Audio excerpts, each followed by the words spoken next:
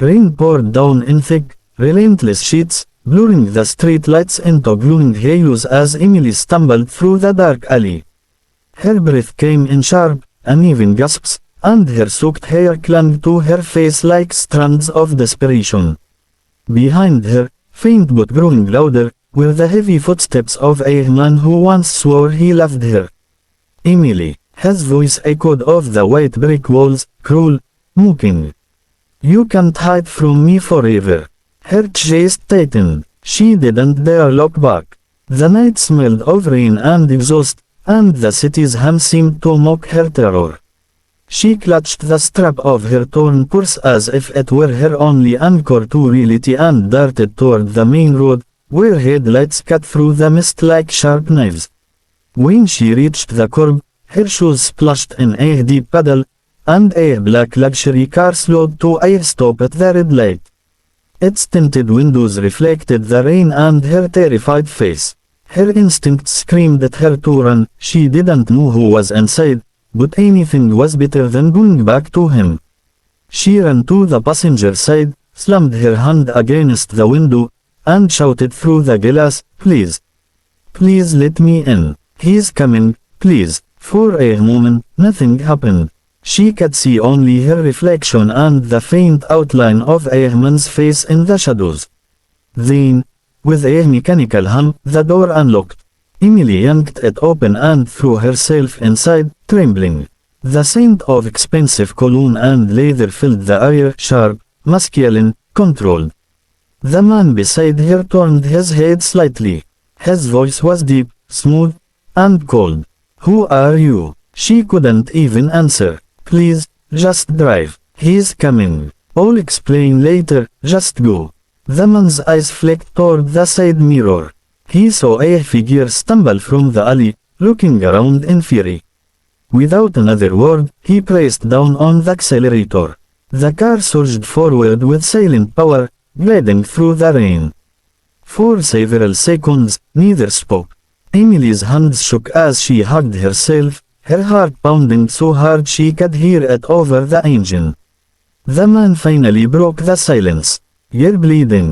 She glanced down, a small cut on her forearm she hadn't even noticed. Her voice trembled. "It's fine. I just fell." He didn't look convinced. His tone was controlled, but there was something dangerous in it, something she couldn't name. "Who were you running from?" "My ex," she whispered, voice cracking.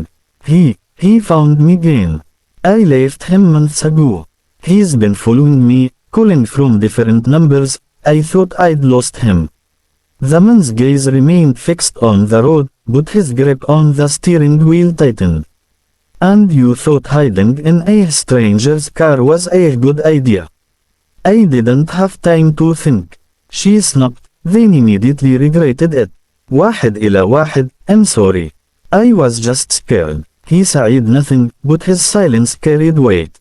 The city lights reflected off his sharp jawline and dark eyes. His suit was perfectly tailored, not a wrinkle or crease, and a silver watch glinted on his wrist, not something a random driver would wear. She shivered again, realizing the kind of car she'd just jumped into, black, armored, looking, with windows thick enough to drown sound. "Thank you," she said finally, voice small, "for letting me in." The man didn't respond right away. Then he said, "You shouldn't thank someone when you don't know who they are." She frowned. "I didn't mean to intrude. I'll get out when it's safe." "You'll stay until I say it's safe." His tone left no room for argument. They drove in silence for several minutes, the rain drumming on the roof. Emily tried to steady her breathing. The adrenaline was fading, replaced by cold fear, not just of her ex anymore, but of the stranger beside her. Finally, she asked softly, "What's your name?" He didn't look at her. "Adrian." "Adrian," she repeated, hesitating. "Thank you, Adrian. I don't know what would have happened if you hadn't stopped." His lips curved, not into a smile, but something sharper. "Neither do I." She turned to look at him, studying the hard lines of his face. He didn't seem like a man easily frightened.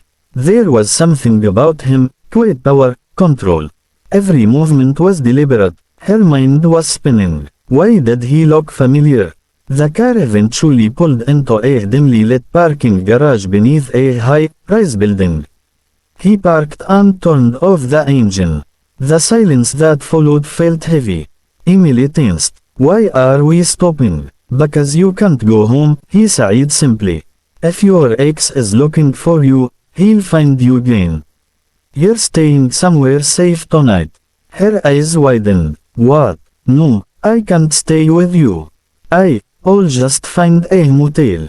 He turned his gaze on her, and the look in his eyes silenced her completely. It wasn't threatening, it was commanding. You're in no condition to go anywhere.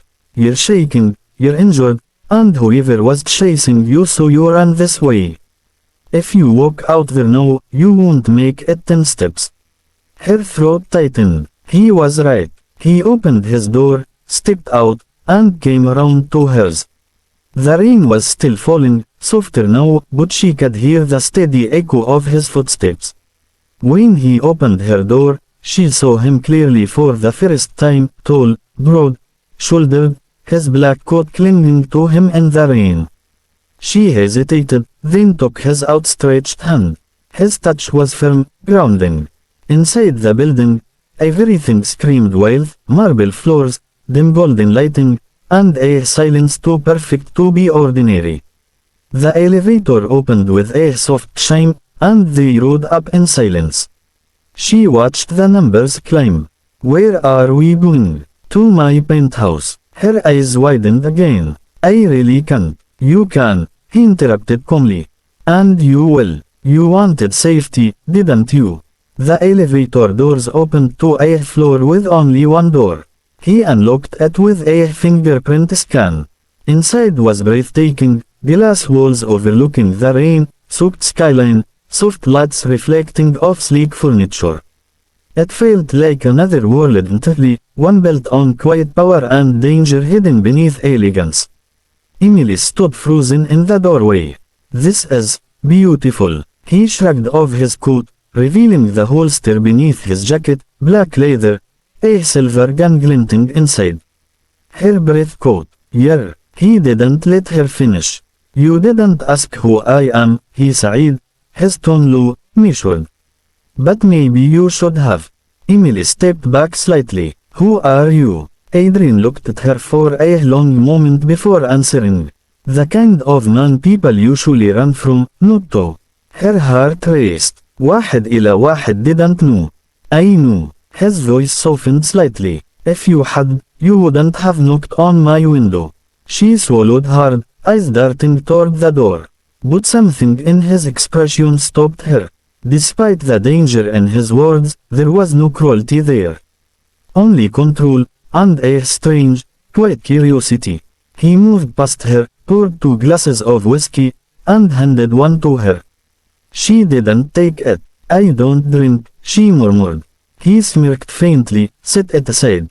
Smart. The silence stretched again, filled only by the soft hum of rain against glass.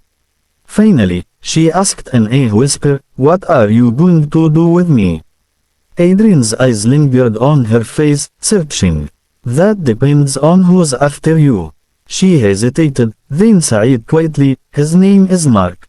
He's not going to stop until he finds me. I thought if I left the city, if I changed my number, it would be over. But he keeps showing up. Does he hurt you? Adrian asked, his tone calm but his eyes darkening. Emily's lips trembled. He used to, when he was drunk, or angry. He said I made him that way. Something shifted in Adrian's posture, subtle, but unmistakable. The air around him grew colder. Where does he live? She blinked, startled. What? Why? He didn't answer immediately. He walked toward the window, the skyline reflecting off his sharp profile. Men like that don't stop until someone makes them. Her stomach twisted. You don't mean. He turned back to her, expression unreadable. I mean he won't bother you again. Emily's pulse quickened. Please, don't do anything. I just want to disappear, that's all.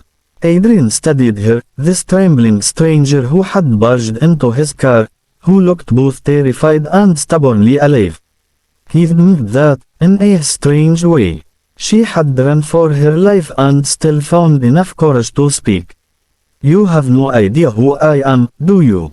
He asked finally. She shook her head. Good. He walked past her and opened a door down the hall. There's a guest room. Fresh clothes in the closet. You can rest. She hesitated. Why are you helping me? He paused, hand on the door frame. Because you reminded me of someone I couldn't save. Her breath caught. There was something in his tone, a shadow of pain, hidden deep. Without another word, he left her standing there. Emily walked slowly into the room, her body still trembling from the night's chaos. She glanced once more toward the living room, where Adrian stood by the window, staring out at the rain, a dark figure against the light. She didn't know it yet, but the moment she climbed into that car, her life had crossed into a world she could never escape, a world where the man who had saved her was far more dangerous than the one who had chased her. And yet, for the first time in years, she felt safe.